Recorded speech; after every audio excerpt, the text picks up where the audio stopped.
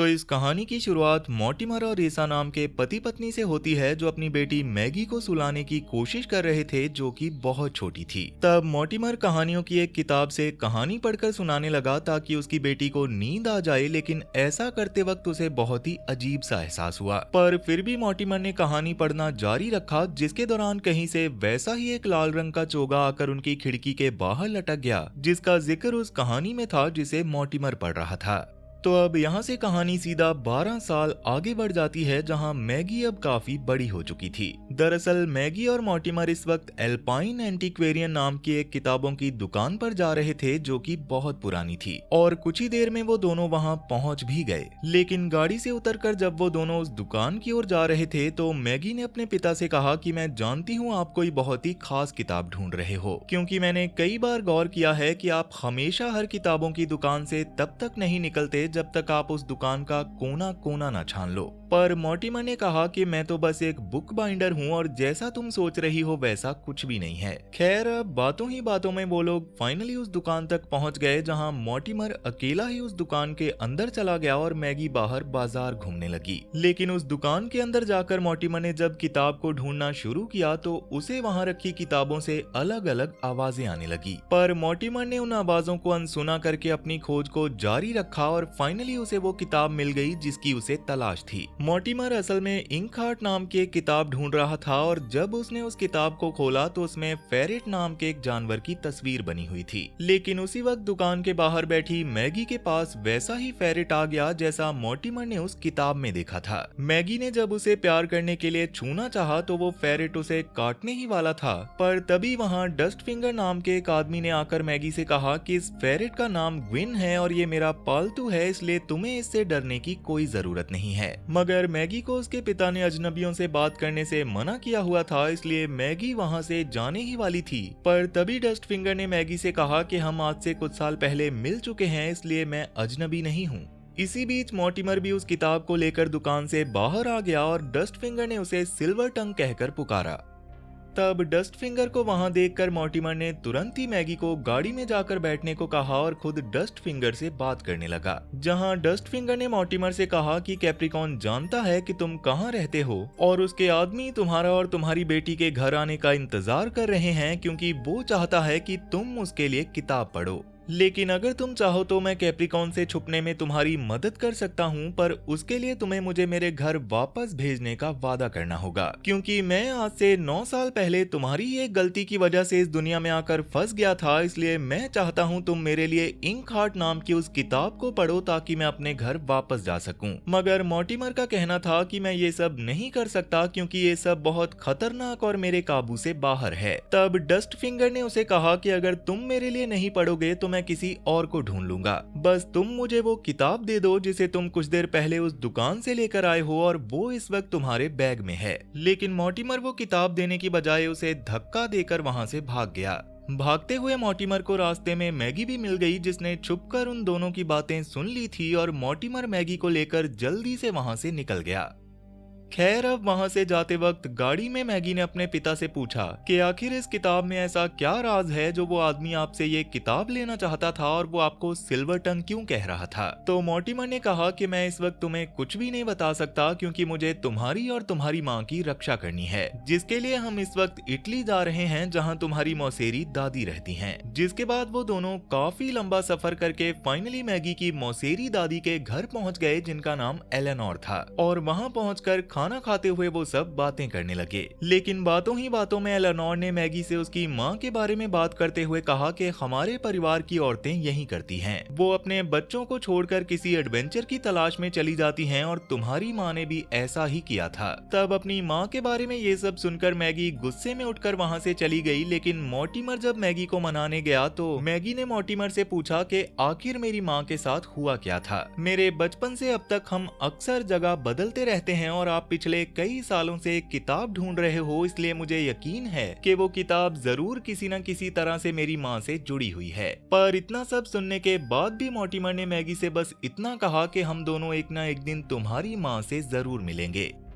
खैर अब इस सब के बाद मैगी इस घर में बनी हुई एलेनोर की काफी बड़ी लाइब्रेरी में आ गई और पढ़ने के लिए किताब ढूंढने लगी। पर इसी बीच वहाँ एलेनोर आकर मैगी को इस कमरे में आने के लिए डांटने लगी क्योंकि उसे किसी का भी यहाँ आना बिल्कुल भी पसंद नहीं था। लेकिन मैगी ने उनसे पूछा कि अगर मैं कुछ भी ना छूने का वादा करूँ तो क्या आप मुझे एक किताब पढ़ने के लिए देंगी? जिस पर एलेनोर ने मैगी को उसकी माँ की वो किताब दी जिसे वो अक्सर यहाँ बैठकर पढ़ा करती थी। तब एलेनोर मैगी को वो किताब देकर वहाँ से चली गई और मैगी ने अपनी माँ की किताब को पढ़ना शुरू कर दिया। लेकिन हैरानी की बात ये थी कि किताब को पढ़ते वक्त मैगी को भी वहाँ से वैसी ही आवाजें आने लगी जैसी मॉर्टिमर को उस किताब की दुकान से आ रही थी और इस घटना ने मैगी को काफी डरा दिया था। दूसरी ओर मॉर्टिमर एक कमरे में बैठा इंकहार्ट की उस किताब को देख रहा था, पर तभी अचानक वहाँ डस्ट फिंगर आ गया। उसने मॉर्टिमर से कहा कि मैंने बस तुमसे मदद मांगी थी पर तुमने मेरी मदद करने से इनकार कर दिया, तो मैंने कैप्रिकॉन के पास जाकर उससे मदद मांगी और उसने मेरी मदद करने का वादा किया है। पर इसी बीच मॉर्टिमर को किसी दूसरे कमरे से कुछ टूटने की आवाज आई जिसे सुनकर वो तुरंत मैगी को पुकारता हुआ उसकी ओर भागा। जबकि मॉर्टिमर के जाने के बाद डस्ट फिंगर उस कमरे में इंकहार्ट नाम की उस किताब को ढूंढने में लग गया। वहीं भागता हुआ मॉर्टिमर जब लाइब्रेरी में पहुंचा तो वहां कैप्रिकॉन के लोगों ने एलेनोर की लाइब्रेरी को पूरी तरह से तहस नहस किया हुआ था। तब मॉर्टिमर के वहां पहुंचते ही कैप्रिकॉन के बस्ता नाम के आदमी ने मॉर्टिमर को चाकू की नोक पर धमकाते हुए कहा कि तुम्हें हमारे लिए वो किताब पढ़नी ही होगी और अगर तुमने हमारी बात नहीं मानी तो हम तुम्हारी बेटी को मार देंगे।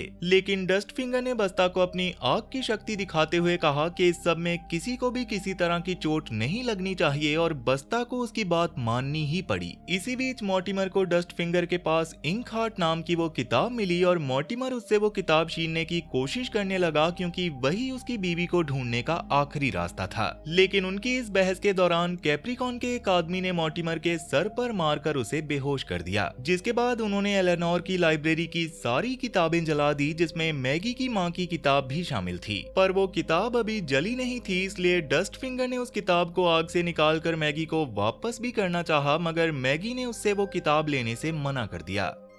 खैर अब इसके थोड़ी देर बाद जब बेहोश पड़े मॉर्टिमर को होश आया तो वो एक गाड़ी में था। उस गाड़ी में मैगी और एलेनोर भी थे और कैप्रिकॉन के आदमी उन सबको एक अजीब सी जगह पर ले जा रहे थे। वहां पहुंचकर उन्होंने एक पुरानी सी इमारत के पास गाड़ी रोकी और उन सबको गाड़ी से निकालकर अंदर ले जाने लगे। लेकिन उस इमारत में यूनिकॉर्न और उड़ने वाले बंदरों जैसे कई अजीब जानवर थे जिन्हें देखकर उन सबकी आंखें फटी की फटी रह गई और कैप्रिकॉन के लोग उन सबको एक तबेले जैसे कमरे में बंद करके वहां से चले गए। तब उन सब के वहां से जाने के बाद एलेनोर और मैगी ने मॉर्टिमर से पूछा कि आखिर इतने अजीब जानवर यहाँ आए कैसे, जिस पर मॉर्टिमर ने उन दोनों को सच्चाई बताते हुए कहा कि ये सब तब हुआ था जब एलेनोर एक किताबों के मेले में गई हुई थी और मैं और रेजा मैगी के साथ उसके घर का ख्याल रख रहे थे। उस रात हम लोग लाइब्रेरी में थे और मैं वो किताब पढ़ने लगा जिसे मैं कुछ ही देर पहले खरीद के लाया था और वो किताब थी इंकहार्ट। वो किताब कई तरह के जादुई जीवों से भरी हुई थी और उसमें शैडो नाम का एक जीव भी है जो कि बहुत डरावना है। लेकिन मैंने जब उस किताब के कई सारे पन्नों को ऊंची आवाज में पढ़ा तो न जाने कैसे ये सब लोग उस किताब से बाहर आ गए। किताब से सबसे पहले कैप्रिकॉन बाहर आया जो कि एक लुटेरा था।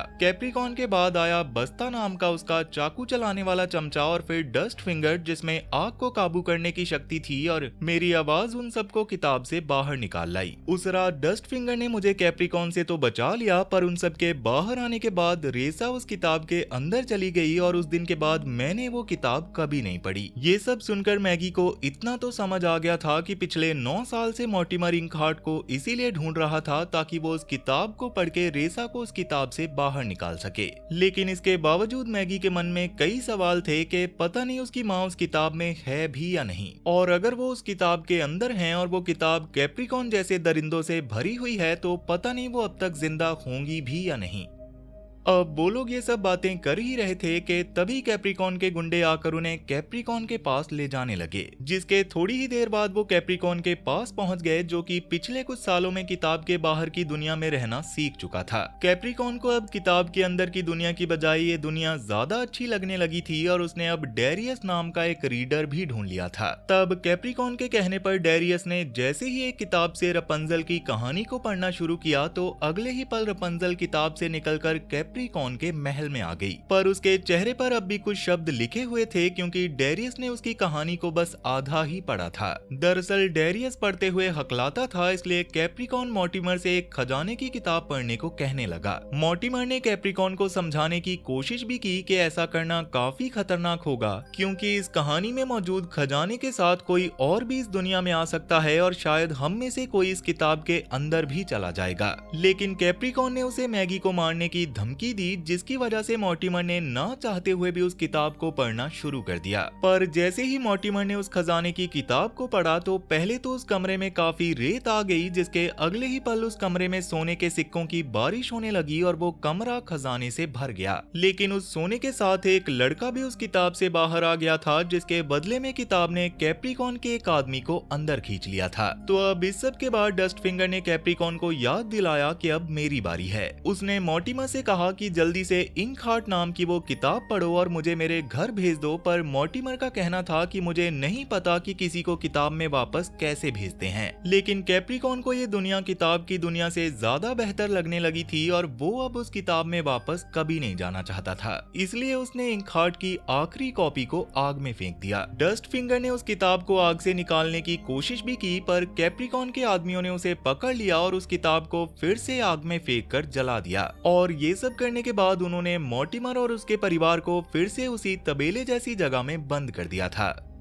वहीं दूसरी ओर डस्ट फिंगर रेसा के पास अपने हाथों का इलाज करवाने आ पहुंचा, लेकिन वो खुद भी इस बात से काफी हैरान था कि किताब में उसके हाथ कभी भी आग से नहीं जलते थे, पर इस दुनिया में ऐसा बिल्कुल भी नहीं था। पर रेजा उसकी बातों का जवाब नहीं दे सकती थी, क्योंकि डेरियस ने इंक हार्ट को पढ़कर उसे बाहर तो निकाल लिया था, पर आधा पढ़ने की वजह से रेजा की आवाज उस किताब में ही रह गई और तब से वो यहाँ से भागने के मौके की तलाश में कैप्रिकॉन के लिए काम करती है। लेकिन डस्ट फिंगर को ये बिल्कुल भी नहीं पता था कि ये वही रेजा है जिसे मॉर्टिमर ढूंढ रहा है। दूसरी ओर वो लड़का जो उस खजाने के साथ किताब से बाहर आया था, वो भी इस वक्त मॉर्टिमर और उसके परिवार के साथ उसी तबेले जैसी जगह में बंद था और वो बार बार खुद को दिलासा दे रहा था कि ये सब बस एक सपना है। पर मैगी ने जब उसे शांत करवाते हुए उसका नाम पूछा तो उसने अपना नाम फरीद बताया। खैर, अब अगली सुबह अपनी पत्नी का सपना देखते हुए डस्ट फिंगर की आंख खुली, जो उसे घर वापस आने को कह रही थी। पर इस वक्त उसके सामने उसकी पत्नी नहीं बल्कि रेसा थी, जिसकी देखभाल से खुश होकर डस्ट फिंगर ने उससे पूछा कि मैं तुम्हारे इस एहसान का बदला कैसे चुकाऊंगा। जिस पर रेसा ने उसे वो बेड़ियां दिखाई जिनकी वजह से वो यहाँ पर कैद थी। लेकिन डस्ट फिंगर ने उसे कहा कि अगर मैंने तुम्हें तुम्हारी बेड़ियों की चाबी दे भी दी तो तुम भागकर कहाँ जाओगी। जिस पर रेसा ने उसे मॉर्टिमर और मैगी की एक ड्राइंग दिखाई। और जब डस्ट फिंगर ने रेसा से पूछा कि क्या ये तुम्हारा परिवार है, तो रेसा ने कागज पर लिखकर उससे पूछा कि क्या तुमने इन्हें कहीं देखा है। भले ही डस्ट फिंगर को पढ़ना नहीं आता था, पर वो समझ चुका था कि जब वो किताब से बाहर आया तो उसके बदले में रेसा किताब के अंदर चली गई होगी। और मॉर्टिमर रेसा को इंक हार्ट पढ़कर बाहर इसलिए नहीं निकाल पाया क्योंकि डेरियस ने पहले ही रेसा को किताब से बाहर निकाल लिया था। तो अब ये सब समझ में आने के बाद डस्ट फिंगर ने रेसा की मदद करने का फैसला किया और ग्विन की मदद से सो रहे गार्ड से रेसा की बेड़ियों की चाबी चुराकर रेसा को दे दी। जिसके बाद वो ये सब बताने मॉर्टिमर के पास गया ही था कि तभी उसने मैगी को कहते हुए सुना कि भले ही आखिरी इंक हार्ट किताब को कैप्रिकॉन ने जला दिया है, पर अगर इस किताब का राइटर अब भी जिंदा है तो उसके पास इसकी एक कॉपी जरूर होगी। तब ये सब सुनकर डस्ट फिंगर ने उस कमरे में आकर कहा कि क्यों ना हम इंक हार्ट की कॉपी को मिलकर ढूंढें और इसके बदले में तुम मुझे मेरे परिवार के पास वापस भेज देना। जिसके बाद यहाँ से बाहर निकलने के लिए डस्ट फिंगर ने मॉर्टिमर को एक किताब दी और उस किताब के पेज नंबर 14 को पढ़ने के लिए कहा, जिसको पढ़ते ही वहाँ पर बहुत बड़ा तूफान आ गया और कैप्रिकॉन के आदमियों में भगदड़ मच गई। दूसरी ओर रेसा भी अपनी बेड़ियों को खोलने के बाद यहाँ से निकलने की कोशिश कर रही थी, पर भागते हुए वो एक गड्ढे में गिर गई और वहीं पर फंस गई। तब वहाँ से निकलते वक्त डस्ट फिंगर ने भी रेसा को देख लिया था और रेसा उससे मदद भी मांग रही थी, पर इसके बावजूद डस्ट फिंगर रेसा की मदद किए बिना ही मॉर्टिमर और उसके परिवार के साथ वहाँ से निकल गया। खैर, अब वहां से निकलकर वो लोग सीधा एलासियो पहुंच गए, जहां पर उन्हें इंक हार्ट का राइटर मिलने वाला था। वहां मॉर्टिमर ने डस्ट फिंगर को भी अपने साथ उस राइटर के पास चलने को कहा, लेकिन डस्ट फिंगर ने इसके लिए साफ मना कर दिया। तब मैगी ने उससे पूछा कि क्या तुम अपनी आगे की कहानी के बारे में नहीं जानना चाहते। जिस पर डस्ट फिंगर ने कहा कि भले ही मैंने इंक हार्ट नहीं पढ़ी, पर मैंने उसे जिया है सिवाय उसके अंत के, और उसके अंत में क्या होगा मैं ये जानना भी नहीं चाहता, क्योंकि ऐसे जीने में कोई मजा नहीं है। तो अब ये सब बातें करने के बाद एलेनोर अपने घर वापस चली गई और मॉर्टिमर और मैगी इंकहार्ट के राइटर फेनोग्लियो के पास चले गए। मैगी और मॉर्टिमर को देखकर उस राइटर को लग रहा था कि शायद वो दोनों उसका ऑटोग्राफ लेने आए हैं, पर जब उन्होंने राइटर को सारा माजरा समझाया तो उसे उनकी बातों पर यकीन ही नहीं हो रहा था। तब राइटर को यकीन दिलाने के लिए मॉर्टिमर और मैगी उसे वहां ले आए जहां उन्होंने डस्ट फिंगर और फरीद को छोड़ा था, पर जब वो लोग वहां पहुंचे तो वहां डस्ट फिंगर बिल्कुल वैसे ही आग से करतब दिखा रहा था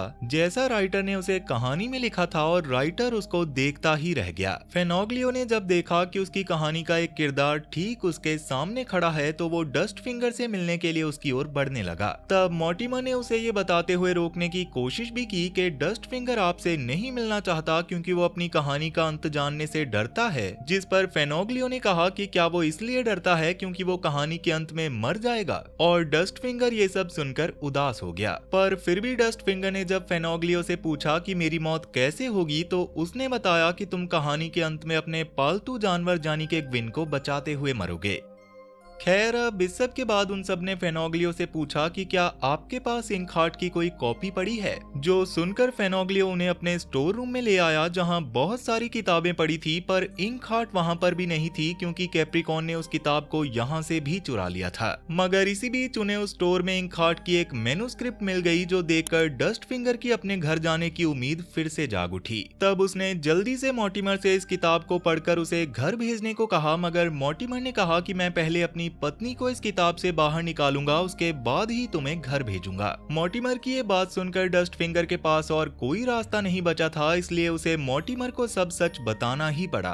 डस्ट फिंगर ने मॉर्टिमर से कहा कि तुम रेसा को किताब से बाहर नहीं निकाल सकते क्योंकि कैप्रिकॉन ने उसे पहले ही किताब से बाहर निकाल लिया है और वो इस वक्त कैप्रिकॉन के गाँव में ही है। तब डस्ट फिंगर की ये बातें सुनकर मॉर्टिमर गुस्से से आग बबूला हो गया क्योंकि वो लोग कुछ देर पहले वहीं पर थे, पर इसके बावजूद डस्ट फिंगर ने मॉर्टिमर को इसके बारे में कुछ नहीं बताया। जिस पर डस्ट फिंगर ने कहा कि अगर मैं तुम्हें बता देता कि रेसा वहीं पर है तो तुम यहाँ इस किताब को लेने कभी नहीं आते और मैं भी अपने घर वापस कभी नहीं जा पाता, जबकि मुझे भी मेरे परिवार की उतनी ही याद आती है जितनी तुम्हें तुम्हारी बीवी की। और ये सुनने के बाद मॉर्टिमर ने डस्ट फिंगर से वादा किया कि वो उसे उसके घर जरूर भेजेगा।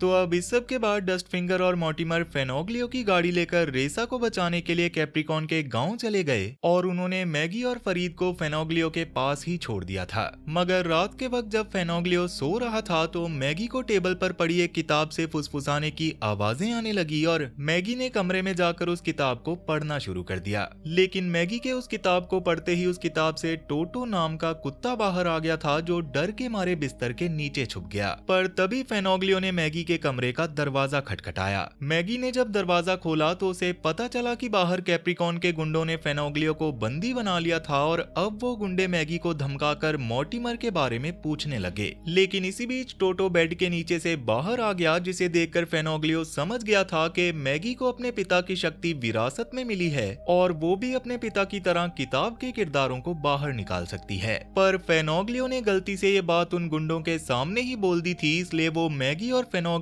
को कैप्रिकॉन के पास ले गए। दूसरी ओर कैप्रिकॉन के गांव की ओर जाते हुए मॉर्टिमर ने डस्ट फिंगर से पूछा कि क्या रेजा ठीक है, तो डस्ट फिंगर ने कहा कि वैसे तो वो बिल्कुल ठीक है पर वो बस बोल नहीं सकती। मगर इसी बीच ग्विन ने डस्ट फिंगर के पास आकर उसे कुछ समझाया, इसलिए डस्ट फिंगर ने जल्दी से मॉर्टिमर को गाड़ी रोकने को कहा। जिसके बाद जब डस्ट फिंगर ने गाड़ी की डिग्गी को खोला तो उसमें फरीद छुपा हुआ था और ना चाहते हुए भी उन लोगों को फरीद को अपने साथ ले जाना पड़ा। खैर, अब थोड़ी देर बाद वो तीनों कैप्रिकॉन के महल के पास पहुंच गए जहां उन्होंने एक प्लान के मुताबिक महल के पीछे के रास्ते से अंदर जाने का फैसला किया, जिसके लिए वो छत के ऊपर चढ़ गए। पर इसी बीच मॉर्टिमर का पैर फिसल गया और वो कैप्रिकॉन के गुंडों की नजर में आ गया और वो लोग बड़ी मुश्किल से उन गुंडों से अपनी जान बचाकर भागने लगे। जिसके दौरान मॉर्टिमर उस कमरे में चला गया जहां रेसा रहती थी और डस्ट फिंगर और फरीद बाहर निगरानी रख रहे थे। रेसा के कमरे में मॉर्टिमर को रेसा की स्केच बुक मिली जिसमें उसने अपने परिवार के स्केच बनाए हुए थे। दूसरी ओर बाहर फरीद डस्ट फिंगर का आग वाला जादू सीख रहा था, जिसे वो अब थोड़ा बहुत ठीक से करने भी लग गया था। लेकिन इसी बीच वहाँ कैप्रिकॉन के कुछ गुंडे आ गए, जिनसे बचकर फरीद तो एक पल में ही वहाँ से भाग गया, जबकि वो गुंडे डस्ट फिंगर को पकड़कर कैप्रिकॉन के पास ले जाने लगे। जहाँ जाते हुए डस्ट फिंगर ने देखा कि रेसा को उन गुंडों ने एक जाल में बांधकर लटकाया हुआ था, पर इसके बावजूद डस्ट फिंगर ने रेसा को बता दिया था कि तुम्हारा पति यहीं पर है और वो तुम्हें लेने आया है। वहीं कैप्रिकॉन के गुंडे राइटर और मैगी को पकड़कर कैप्रिकॉन के पास ले गए, जहां मैगी की किताब के किरदार को जिंदा करने की ताकत को जानने के लिए कैप्रिकॉन ने मैगी से किताब पढ़कर कई सारी चीजें वहां मंगवा ली थी। लेकिन इसी बीच फेनोग्लियो ने कैप्रिकॉन से कहा कि तुम तो बिल्कुल वैसे ही चोर और डरपोक हो जैसा मैंने तुम्हें लिखा था, जिसे सुनकर गुस्से में कैप्रिकॉन ने कहा कि तुम चाहे मेरा कितना भी मजाक क्यों ना उड़ा लो, पर जब मैं मैगी के जरिए इंकहार्ट से शैडो को बाहर लाऊंगा तब मैं देखता हूँ कि तुम मेरा कितना मजाक उड़ा पाते हो। तब मैगी ने कैप्रिकॉन से कहा कि तुम ऐसा कभी नहीं कर सकते क्योंकि तुम खुद ही इंकहार्ट की सारी कॉपीज जला चुके हो। लेकिन असल में कैप्रिकॉन ने सांपों से भरे एक बक्से में इंकहार्ट की आखिरी कॉपी को छुपा कर रखा हुआ था, जिसे मैगी को देते हुए उसने मैगी से शैडो को उस किताब से बाहर निकालने को कहा, पर मैगी ने इसके लिए साफ मना कर दिया। तब मैगी के मुंह से ना सुनकर कैप्रिकॉन उसे उस जगह पर ले आया जहां उसने रेसा को जाल में लटकाया हुआ था और मैगी अपनी माँ को देखते ही उनकी ओर दौड़ती चली आई। लेकिन उन दोनों के मिलने के बाद कैप्रिकॉन को भी ये पता चल गया था कि वो दोनों माँ बेटी हैं, इसलिए उसने मैगी से कहा कि अगर तुमने मेरे लिए उस किताब को पढ़कर शैडो को बाहर नहीं निकाला तो मैं तुम्हारे सामने ही तुम्हारी माँ को खत्म कर दूंगा। कैप्रिकॉन आज रात ही शैडो को उस किताब से बाहर निकालना चाहता था और तब तक के लिए उसने राइटर और मैगी को एक तहखाने में बंद कर दिया, जिसके साथ वाले तहखाने में डस्ट फिंगर भी बंद था। वहीं फेनोग्लियो तहखाने में बैठा कुछ लिखने की कोशिश कर रहा था और मैगी ने उसे सलाह दी कि वो अपनी कहानी में कैप्रिकॉन को शैडो के हाथों ही मरवा दे। पर इसी बीच बस्ता मैगी के लिए खाना लेकर आया क्योंकि वो लोग शैडो के आने तक मैगी को बिल्कुल तंदुरुस्त रखना चाहते थे। मगर तभी फेनोग्लियो ने बस्ता से पूछा कि हम लोग यहाँ भूतों की कहानियां सुन रहे हैं, क्या तुम भी सुनना चाहोगे? पर बस्ता भूत का नाम सुनते ही काफी डर गया क्योंकि राइटर ने उसे ऐसा ही लिखा था। तब इसी मौके का फायदा उठाकर ग्विन ने बस्ता के गले में पहनी हुई उसकी एक थैली चुराकर डस्ट फिंगर को दे दी और बस्ता उस थैली को लेने के लिए डस्ट फिंगर के तहखाने के अंदर चला गया। पर जब वो अपना चाकू लेकर डस्ट फिंगर की ओर बढ़ा तो डस्ट फिंगर ने वहां पड़ा एक कंकाल दिखाकर बस्ता को डरा दिया और मौका मिलते ही अपनी जगह बस्ता को उस तहखाने में बंद कर दिया।